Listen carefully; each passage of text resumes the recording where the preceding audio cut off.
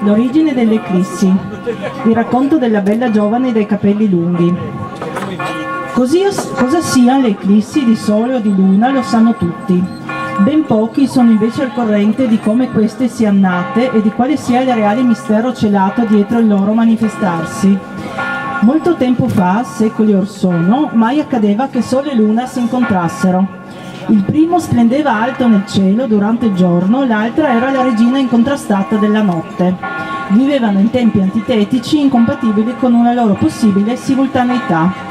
Il sole, tanto luminoso da rischiarare tutto ciò che aveva attorno, adorava osservare le buffe creature della terra. In sua speranza v'era sempre un gran movimento e ogni giorno era silente spettatore di innumerevoli avventure. S'era da tempo abituato a guardare verso il basso, senza mai avvedersi di cosa accadesse nel suo mondo, il cielo. Frivola dalla nascita, la luna preferiva lasciare tutti nella penombra, risultando così l'unica cosa visibile anche nelle notti più buie. Poeti, cantori e musici, soggiogati dal suo fascino, non potevano fare a meno di celebrarne la bellezza delle forme. Sole e luna erano felici entrambi, in due modi diametralmente opposti, l'uno da spettatore, l'altra da protagonista. Finché una notte Onassiolo rivolse alla luna queste parole: «C'è un altro astro che domina il cielo in tua assenza. Egli serge mentre riposi e si congeda al tuo risveglio. Brilla di un fulgore che non teme confronti ed è altresì capace di infondere calore in chiunque lo circondi. Luna, luce flebile e fredda, la sua magnificenza è di gran lunga superiore alla tua». La verità e la curiosità spinsero la luna a ritardare i suoi coricarsi oltre il consueto, in attesa del misterioso rivale. Ineguagliabilmente maestoso e sfolgorante, questi fece la sua comparsa risalendo lentamente alle profondità marine.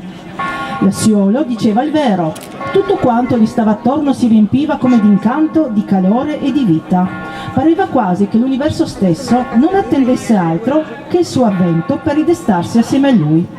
Avvolta da un soffuso riverbero di madreperla, ogni cosa abbandonava gli istinti abiti notturni per ornarsi di nuovi sgargianti tessuti in una sontuosissima festa di colori. Doveva essere decisamente eccelso per meritarsi un'accoglienza tale. Fu un istante che già se n'era innamorata. Quel giorno la luna conobbe per la prima volta quali squarci potessero inferire nel suo animo le artigli dell'indifferenza e schiogitò 1000 modi per attirarne l'attenzione e 1000 forme assunse per apparirgli più piacente. Ma niente, il sole, sordo a ogni richiamo, percorreva la sua abituale parabola arcuata senza degnarla di un solo sguardo. Gli occhi ben puntati verso terra, egli non s'avvedeva in nessun modo che ogni... no. Senti? Sì, adesso no. Ad ogni suo passo verrà chi gli danzava attorno, scusate, supplice disattesa del dono di un bacio, finché al crepuscolo il mondo si spogliò dei propri colori, attendendo per addormentarsi nient'altro che il saluto dell'ultimo raggio di sole. Questi, così come era giunto, se ne andò. La luna si ritrovava nuovamente solitaria regina della notte. Ma come si sentiva sola ora, senza tutte le creature che popolavano il giorno, come le appariva triste e buio il suo mondo, così vuoto e silente, così oscuro, quasi tenebroso. Provò a illuminarlo, ma non era capace, e già il tremulo chiarore, che con estremo affanno riusciva ad emettere, pareva infastidire gli abitanti della terra, piuttosto che renderli felici. Non era certamente diventando una brutta coppia sbiadita del sole che ne avrebbe conquistato l'amore. Impotente di fronte al proprio tormento, si mise a piangere. Lacrime di luna quella notte fluirono copiose. Intime stille di dolore, a contatto con l'oscurità del cielo, divenivano candide perle di luce. Stelle che da allora avrebbero per sempre dimorato nel firmamento a memoria imperitura della sua sofferenza. Testimone di tal spettacolo, Lassiolo, che ne era stato responsabile, si sentì terribilmente in colpa. Tacito assisteva al patimento della luna, domandandosi se mai avesse potuto lenirlo. Al sorgere del sole la luna era ancora lì, priva di riposo da ormai troppo tempo, giaceva immobile nel tepore del mattino, contemplando chi, inconsciamente ne aveva rapito l'amore. Allora l'Assiolo spiegò le ali. Il sole che mi aveva visto siffatto volatile ne seguì il cammino affascinato. Dal ciliegio al pesco, dal glicine al sambuco, volteggiando da un ramo all'altro, descrivendo traiettorie morbide, vellutate, su verso le nuvole e poi impicchiate in mezzo ai fiori, lo sfondo arcobaleno del prato, e poi quello cinereo dei ciottoli, e poi quello turchese dell'acqua, e poi... Ma cos'era quel globo luminoso imprigionato sul fondo del lago? Quale fascino era capace di esibire? Mai aveva visto, e di cose belle ne aveva viste tante, un simile splendore.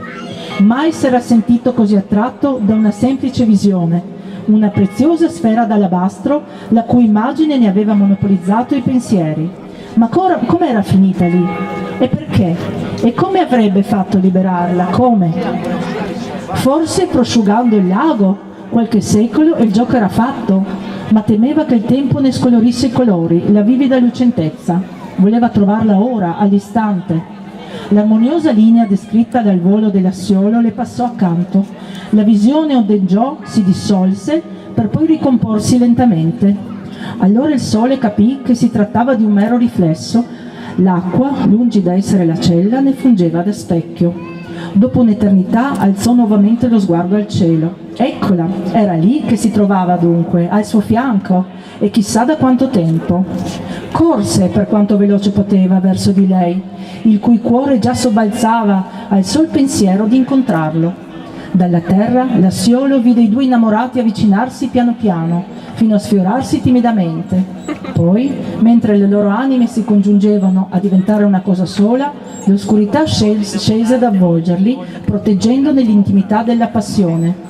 Nacquero così le eclissi, periodiche manifestazioni d'amore, tra sole e luna, nel cielo divisi ma uniti nel fatto